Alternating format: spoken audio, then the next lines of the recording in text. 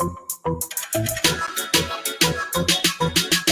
don't need Netflix, you don't need cable. Hop on YouTube, welcome to the hood table, where we chop up local and global events vocally. You don't really wanna miss out on these conversations. Just joke a little, laugh a little, get that wine in your system, fill your glass a little. Expose current events, talk trash a little. You never know, these opinions might clash a little. They addicted to the content, got them binge watching. You don't like it, then you want invited. Bet your friends watching in the house and in your job parking lot before you clocking. They don't wanna miss a second of this HT content. Everybody think they got something to say, so it's an open invitation, bring it to the table. But if you come whack, just know we ain't buying in. We gon' probably turn your back and tell you sorry, try again, Yeah, welcome to the hood table.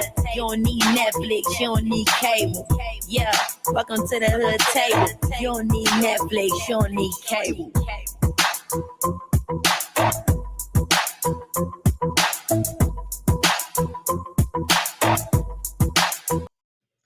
Hey, what's up, everyone? Welcome back, hoodies. One more again. Please, make sure you like the video. Okay, like the video, subscribe to the Hood Table.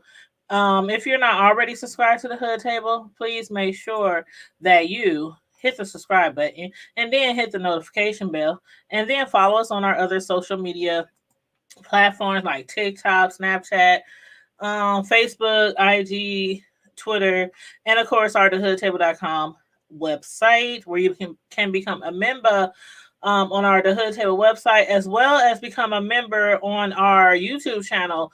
We have a membership join button on our YouTube channel as well, and you can join our membership over on our The Hood Table website. And let me just make sure that I'm showing up really good on my cell phone, because you guys know that we have been having a horrible time with our internet service in the past month in our neighborhood, and it usually happens late into the night. That's usually when our internet service just starts tripping out, and I have to call the company to report. And each time I call, they give me a credit. I done got so many credits, over the last few weeks, but what's good is credits if my service is still not working. It helps, but in the end, I just want my service working. But yes, we are going to be doing a TV show review on Sistas, the mid-season finale, season 3, episode 7, and episode 11, and it was called Unlock It. So get ready for that review with me, and make sure you have your comments and opinions ready, especially if you've been tuning into the show and if you're caught up with the show. But real quick, you guys, I just want to remind you. Let me show you the picture real quick. Let me pull up the overlay, if I can find it.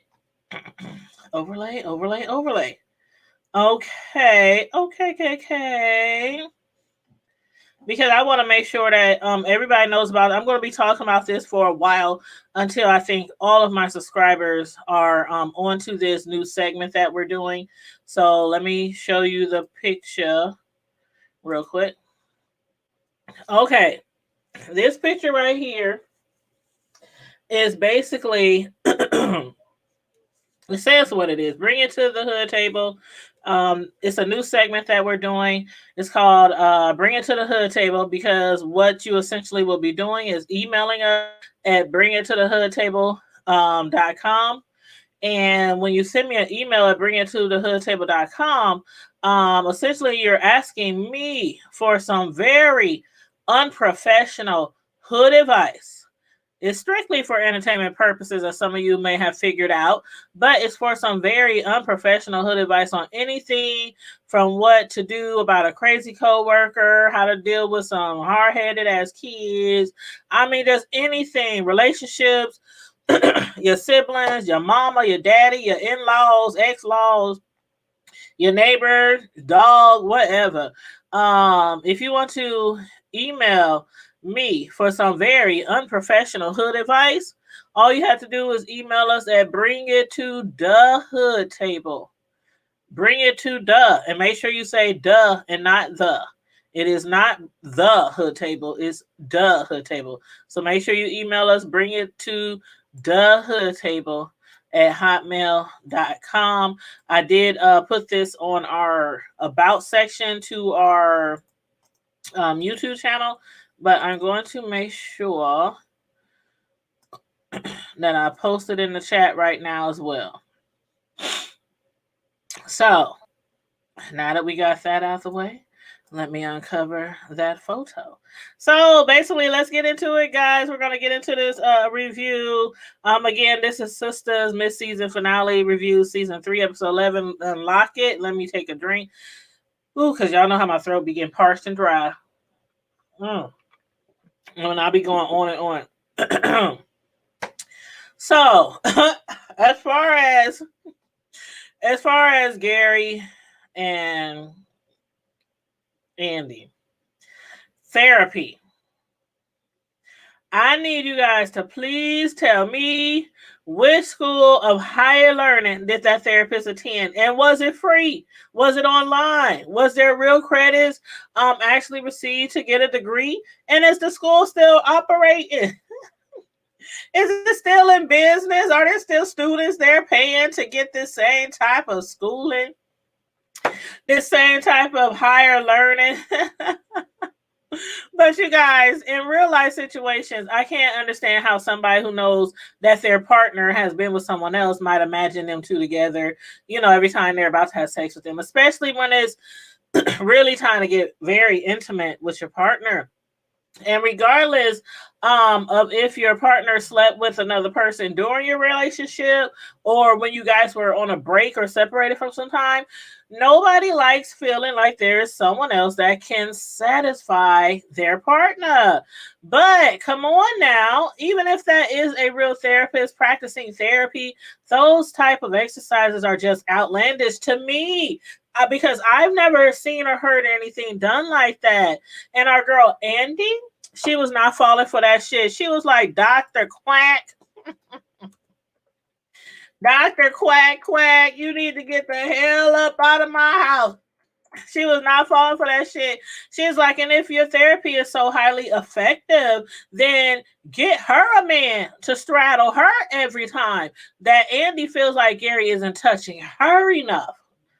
Gary was like, huh? Excuse me, come again? Yeah, he don't like to flip it. He don't like to imagine if the shoes was on the other feet when it comes to him, because he's very, very jealous. And basically Andy said if that's not going to work, then if Gary don't want that to happen, then you and Mrs. Dr. Quack, y'all need to get your asses up out of my house before I call the police. Andy was about to call the po-pos on them hoes, including her man Gary, because he a hoe too. but to that I say, it's about damn time that Andy grew some balls, okay? Because like she told the therapist, why would you not, as a professional, warn somebody about what they are about to walk into? Like, if this is indeed, exercises, relationship exercises, don't you think you should warn somebody? Because come on now, how many of y'all women would not have went in there and just, oh my God, tore that whole bedroom up? Everybody would have got a piece. Somebody might have stepped away from the door, went and grabbed their little pistol.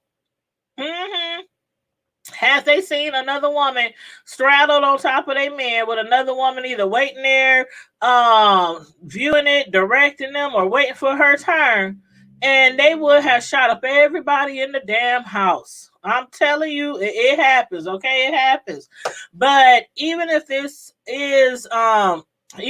form of therapy does help a couple in the bedroom, what about their issues outside of the bedroom? Like, did you see how this last episode, and almost every time since they got back together, did you see how Andy, when she tries to walk away from Gary when they are arguing or having in a disagreement, he always yanks her and snatches her up by her arm, which he did this episode. He ain't changed. He has always done that, and he still does that. He still has a very bad attitude, very bad anger problems. Ain't nothing changed. He's still aggressive, disrespectful, jealous, insecure. Do I need to go on and on and on? He's so doggone insecure that he's still following Andy around. And then he was up there in the bed dry humping some other woman as a relationship exercise. I can't help but to question that. Exercise. But anyway, the least they could have done for Andy's sake or any other woman, like if I have a man has a therapist and they're going to do something like that, simulating sex, they could at least chosen an ugly, unattractive old woman,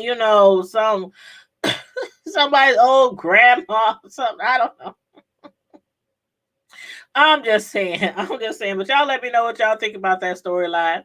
As far as Danny and Preston, Danny.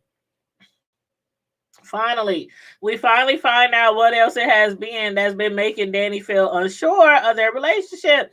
She stated that she feels like they don't have, or they don't really have, anything in common. She likes hip hop and R&B. He likes country and bluegrass. She loves basketball. He loves hold downs.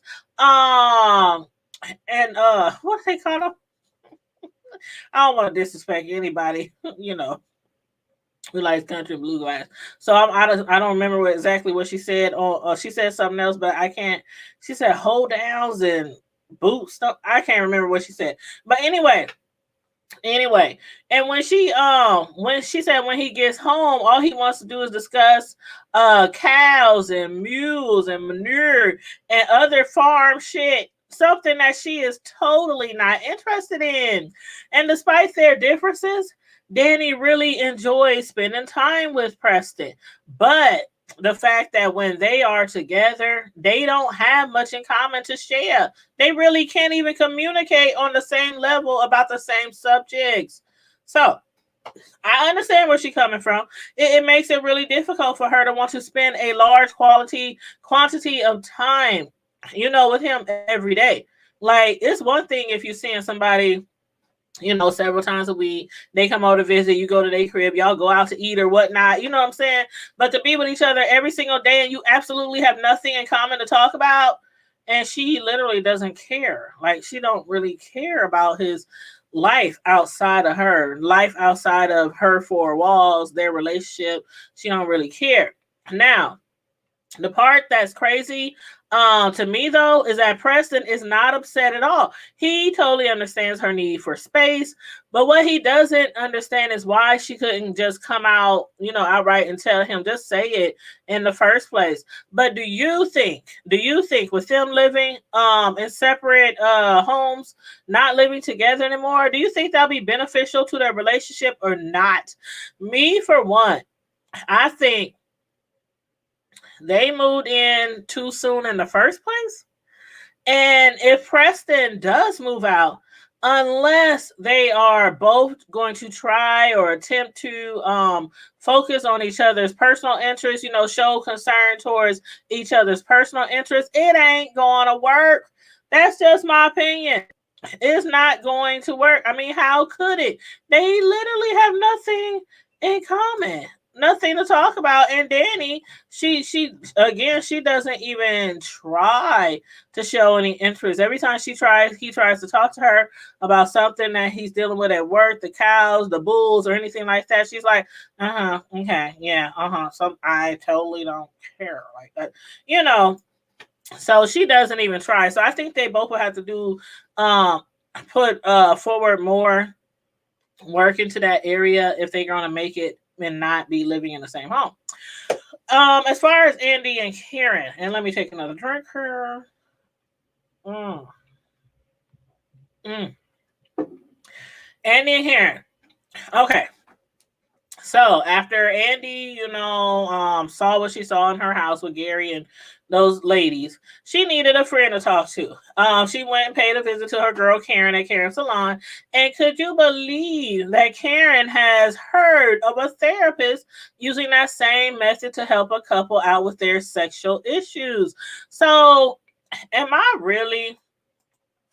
I will find this hard to believe, but am I really the last person on earth to hear about those type of sexual exercises for sexual issues like that with a couple?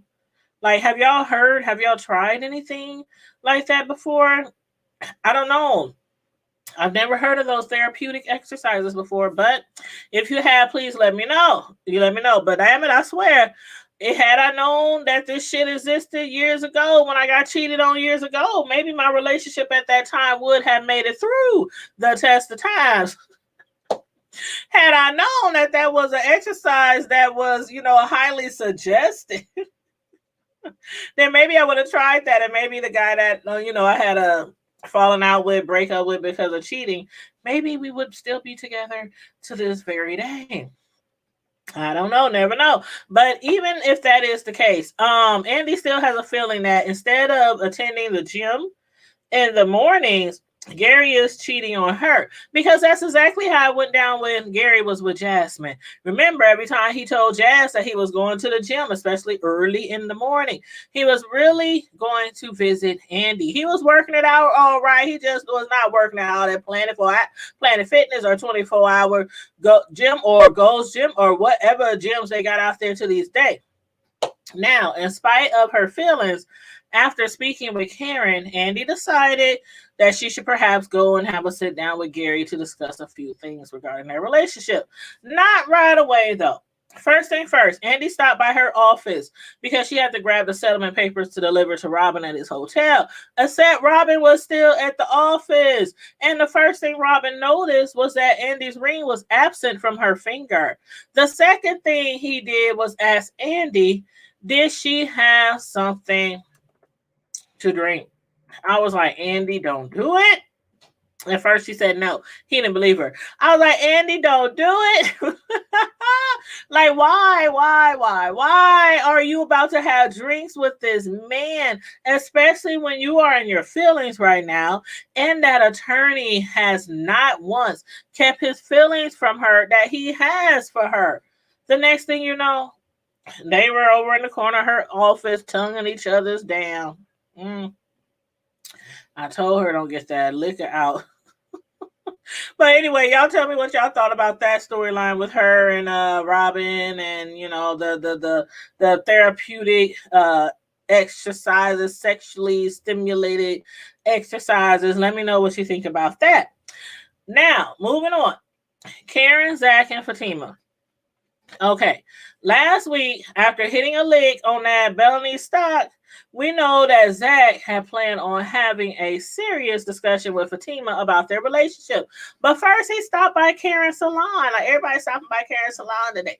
But yeah, he stopped by Karen's salon to not only make sure that she knew about his newfound riches, but also to hand her over a check to cover 3 years of expenses that he couldn't provide her with before. Hold on, y'all. Ooh, it's one of those fruit flies flying around. We got fruit flies bad here in Omaha. Oh God. Anyway, I be hating to bring fruit home, even though I know we need fruit in the house. But anyway, Pam, she had me cracking up. I love me some Pam. She is so crazy and ghetto fabulous. Yeah, she had me cracking up talking about she had better take a picture of Zach. She had her phone up trying to take a picture of him because she just knew that he was about to get hauled off to jail for slanging. Like, Pam just knew with Zach rolling up in that badass new sports car, dressed and looking like new money, that he was back in the streets. And the funny part is the fact that he did do something illegal for that money. He did do something a little strange for that change. It just wasn't from selling drugs, though. But he ain't about to expound on all that, at least not right not for right now, not at this moment. Now, let me ask you guys this.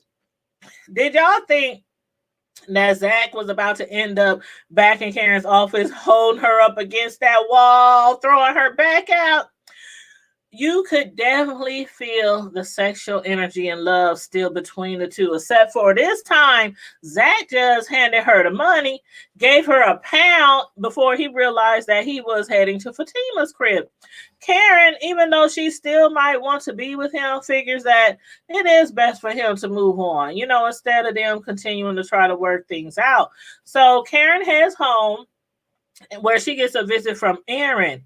Now, Aaron, who still claims that he doesn't have any regrets breaking his celibacy for the Lord, he presented Karen with a resolution. Now, y'all tell me how y'all feel about this resolution.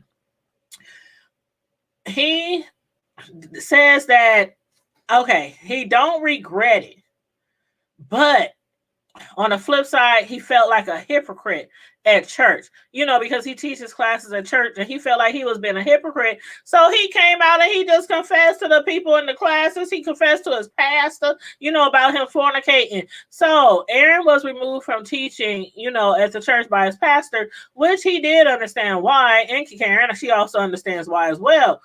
Just as well as Aaron knows that sleeping with Karen was not a one-time thing, which is probably why he confessed, because he knew. I didn't feel guilty about it. I loved it. I enjoyed it. And I want to do it even more because, for one, he's still probably thinking that if he do stuff to satisfy his woman, then she won't have to sleep with her ex like she did that one time with her ex, Zach, right? So therefore, Aaron suggested that he and Karen get married and get married ASAP. He was like, we can get married right now. We can go down to the church house. We can go down to the courthouse right now. Karen said right there eating that ice cream, ignoring whatever the hell Aaron had just suggested. I was like, I know you ain't about to go down there and let this man convince you to get married just so y'all can have sex. Hell no. But anyway, y'all let me know what y'all think about that storyline. Now, Zach and Fatima. Okay. Okay, so Zach, he left Karen, right there in the salon to go see Fatima. Zach wanted to take Fatima out to Maxine's for dinner, even though she had already cooked. Being that Maxine's, though, is a very expensive place, Fatima suggested he may want to put that money aside or towards finding him an apartment. Fatima had yet to find out at that point that Zach was $800,000 richer. So in light of his new situation, he revealed to her his plans of becoming a property flipper, just like Chainbreakers, the company that he used to work for. And I know I said this before, but I like Zach with Fatima more than I did with Karen. Fatima, like Zach said, has always, believed in him. She always spoke highly of him, spoke power into him. That was the one thing that he didn't have with Karen. There is really no comparison with the two. And for that matter, no other woman in his life, from his mother to his aunts to his grandmother, has ever made him feel as if he can be more than what he was, which was a drug-dealing street hustler. But in Karen's defense, after being with a man for so long who doesn't see their life outside of their own four walls, how long should you have to see somebody? How long do you have to see something in somebody else that they can't see for themselves? But anywho, Zach told Fatima that she's either in or out when it comes to them. If she doesn't know right now, if she wants to be with him, then she needs to let him know so he can move on, because he is willing to try to make it work. Otherwise, he wants to see what could be possible for their future. And I thought that was so cute what Zach said. He was like, I want us to be more than just Zach and Fatima. I want us to be Zatima. That caught on some years back where couples, they would merge their name, especially celebrities, and then regular couples started doing it too. But yeah, Zach is so crazy. I really like Zach with Fatima, but I guess we have to wait until the mid-season premiere starts all over, because right now this is the mid-season finale. So yeah, the second part of the season, I don't know exactly when that's going to start, but I'll let you know when I find out. Now, the last thing I wanted to talk about, Maurice, Q, Calvin, and Sabrina. Okay, y'all. Oh, God. Maurice is still kicking it with Q. But for some reason, his activities for him and Q that evening needed more space than his bedroom has to offer. So to get Calvin out of the house, he sets it up so that Calvin leaves the crib to go talk to Sabrina about their relationship, which turned out to be a good thing for Calvin, because him and Sabrina decided they both want to take another chance on their relationship, right? And on the flip side, it was a bad thing for Maurice. Now, I done told y'all over and over again that I think Maurice should not be messing with Q. He needs to leave Q's ass well enough alone. And now, after not paying Q, Mr. Gay for Pay, his gay for pay fees, Q done pulled out a gun on Maurice. He done pulled out a pistol. And first of all, I'm like, where the hell you get that gun from? But with a gun to Maurice, Q demanded that they run down to the bank where Maurice works to rob the joint. So Q wants Maurice to help him rob his job. I was like, child, I knew Q could not be trusted. I just did not expect this turnout. I did not expect this to happen. That Maurice would, or that Q would try to rob the bank, or that he would use Maurice to do it. Child, I bet Maurice wish he just would have put something on that nightstand. But anyway, you guys, that's about all I got on this mid-season review. Make sure you like the video, share the video, subscribe to the channel if you're not already subscribed. And make sure you stay safe, be blessed, remain vigilant at all times, and never forget to always keep it hood. Bye.